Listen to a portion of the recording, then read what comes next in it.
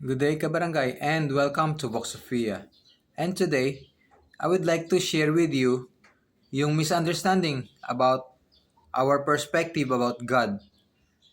Yung mga nagbebenta dyan, they are selling God.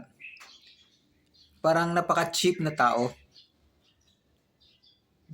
Lagi-lagi yung sinasabi na God is merciful, God is kind. Oo, pero conditional yun. May kondisyon. Maging merciful siya kung ikaw ay merciful din.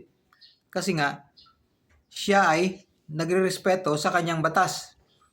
Ang batas niya ay kung ano tinatanim mo, siya yung aanihin mo. Hindi lang magbigla-biglang bibigyan ka ng awa sa mga naging kasalanan mo. Wrong.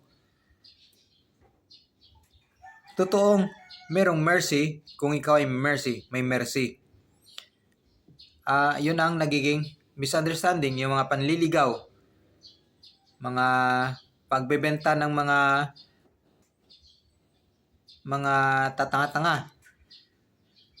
Sinasabi nila na by faith alone, wrong. Paulit-ulit na sinasabi sa Biblia ng kapatid mismo ni Jesus Christ na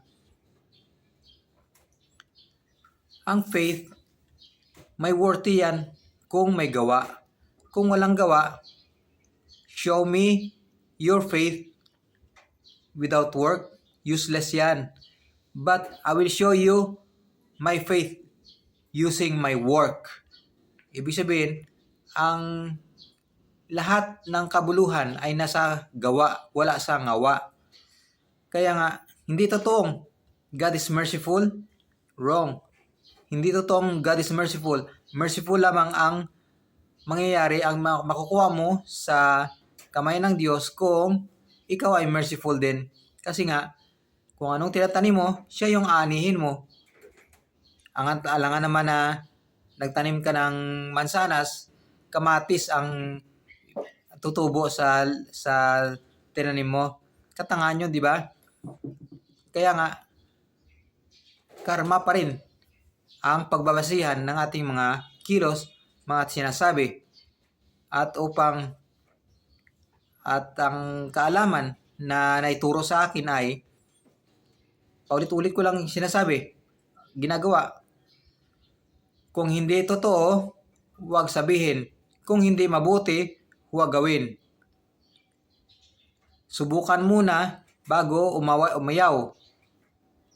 Ganon. Praise God.